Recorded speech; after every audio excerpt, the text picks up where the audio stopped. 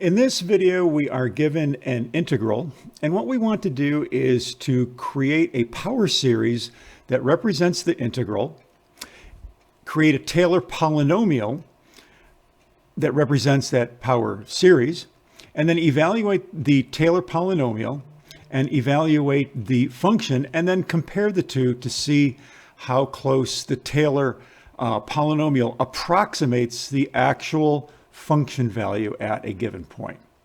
So let's get started.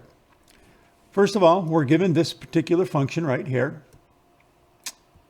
And I have already put this into Desmos. So the first thing is to use Desmos to evaluate the integral. Now, this particular integral is very doable, having the skills learned in a Calculus 2 class. This would be something that we would integrate using integration by parts. And using Desmos, we end up evaluating this integral from 0 to pi over 2. We end up with an answer of 1.111265. All right, so I've already put this into Desmos. So the first part, the easy part, is already done. Second part, find a power series representation for the integral. So this is just going to take a little bit more work. And we're going to start with the basic power series that we already know for cosine of x. So the cosine of x can be represented by the power series of -1 to the n times x to the 2n all over 2n factorial. Then what we want to do is we want to take and we want to multiply that power series by x squared. And also what we want to do is we want to replace x with 1/3 x squared. All right, so what that's going to look like is, first of all, we're just going to multiply the series representation by x squared. And then we're going to replace the x with 1/3 x squared. And that, of course, is then raised to the 2n and divided by 2n factorial. Now it requires a little bit of simplifying. So to simplify this, first of all, what we can do is we can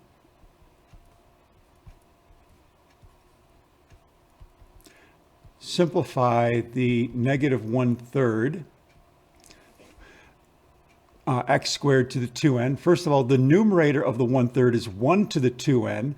Well, 1 to the 2n is 1 squared to the n power, which is always just going to be 1.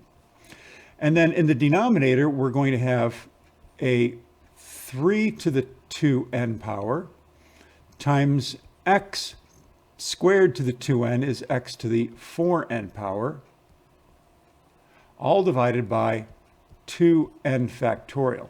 Well, that's kind of messy. So we can simplify that a little bit.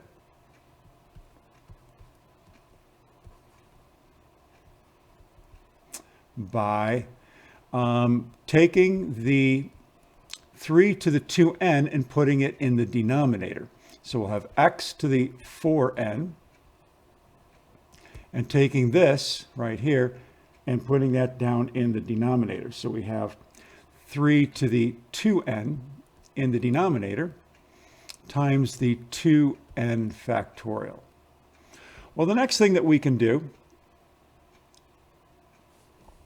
is bring the x squared, and the x squared is being multiplied by this. Now, if you created the Taylor polynomial term by term, you could multiply each term by x squared, but the result is going to be the same as if we just bring the x squared in here and multiply it to the x to the 4n. Also, to simplify things a little bit, 3 to the 2n is really the same as 9 to the n. And then finally, we have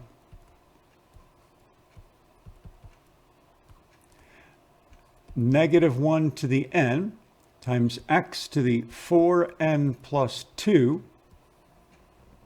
over 9 to the n times 2n factorial.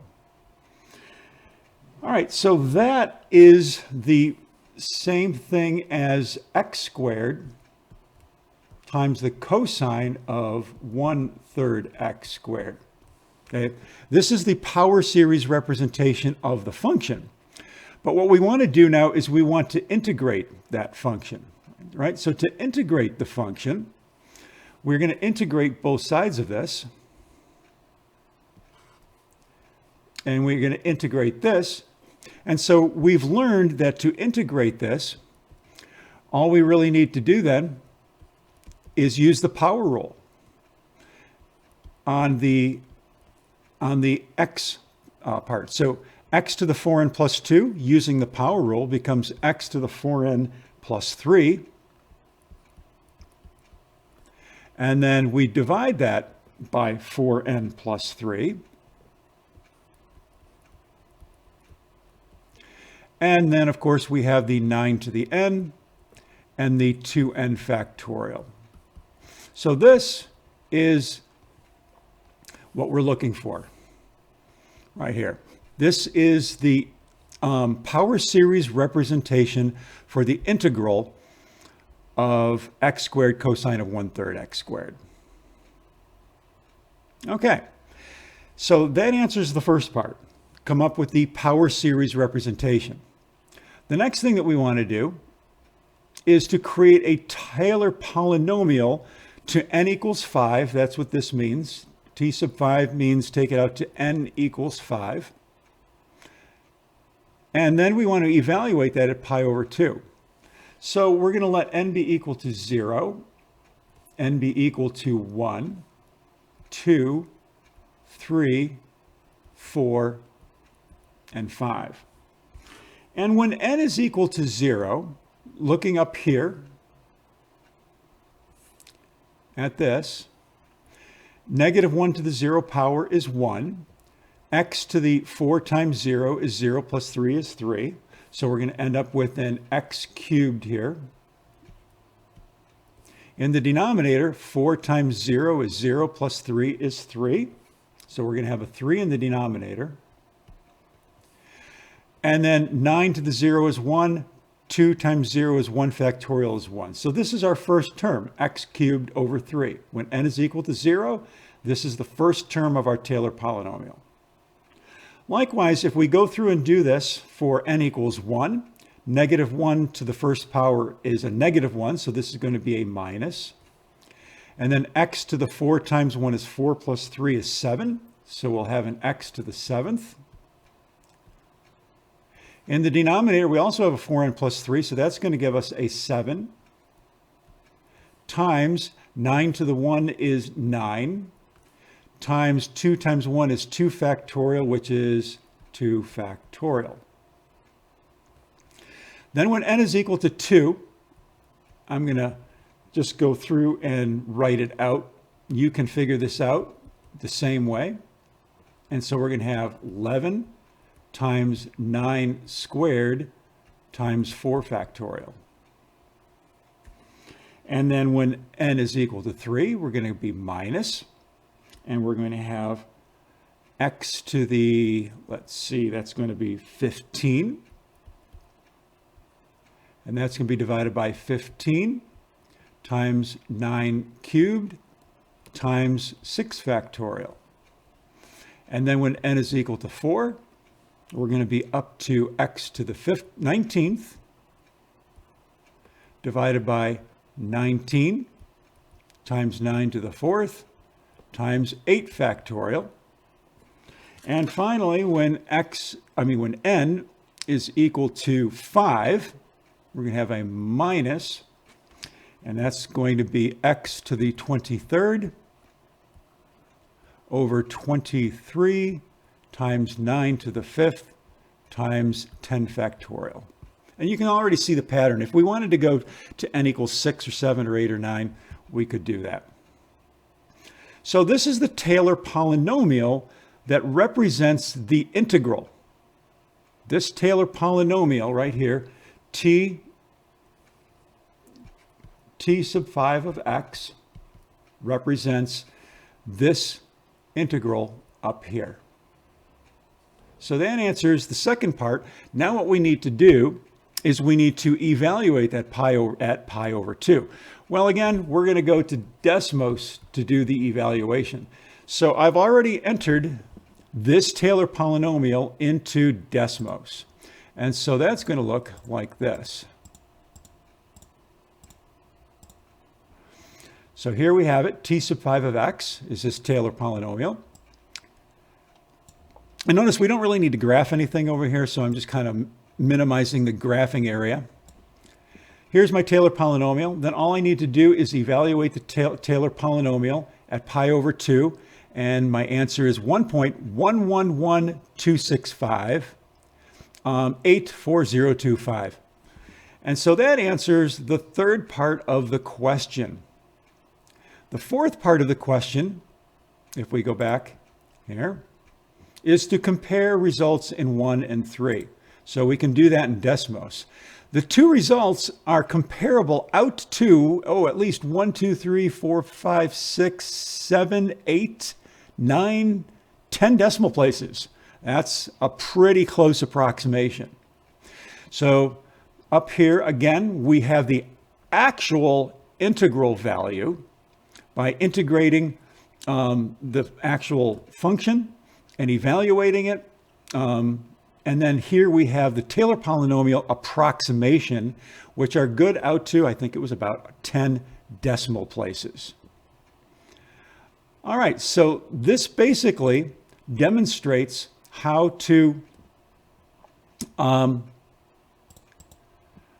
create a function using power series.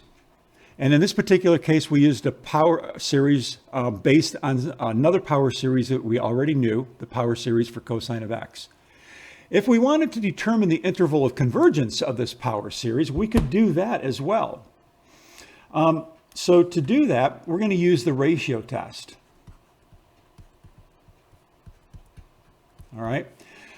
So once again, the power series representation is this for the integral.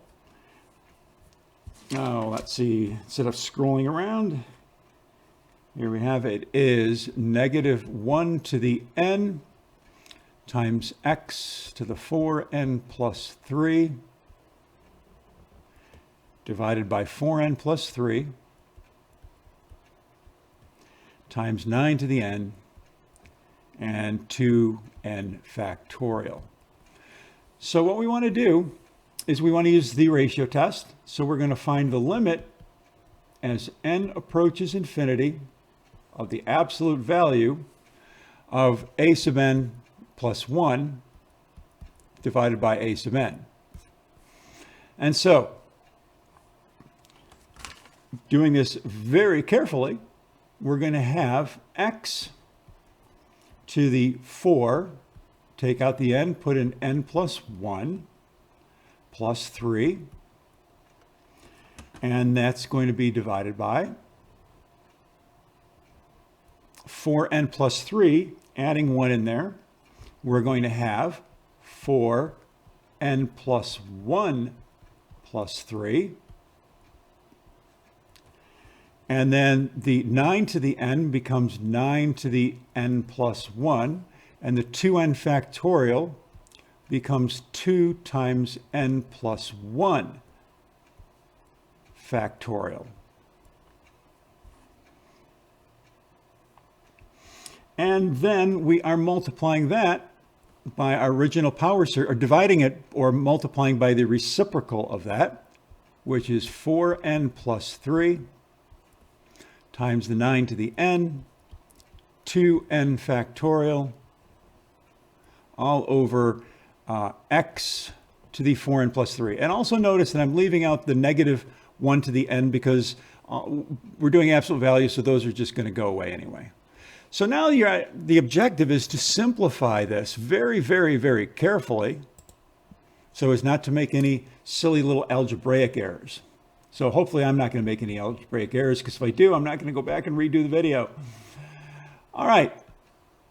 So 4 to the n plus 1 plus 3 simplifies to x to the 4n plus 4 plus 3 is 4n plus 7. And then I'm going to multiply that. I'm going to put it all over one big fraction, times the 4n plus 3 times the 9 to the n times the 2n factorial. In the denominator, we're going to get a 4n plus 7 down here.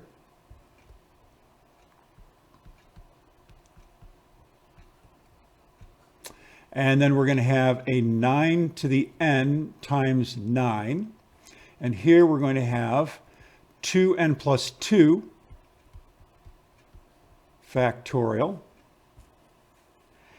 And I'm going to break this up into x to the 4n times x cubed. And then the next step would be to play around with just a couple things. So the limit as n approaches infinity, this I can break up into x to the 4n times x to the 7.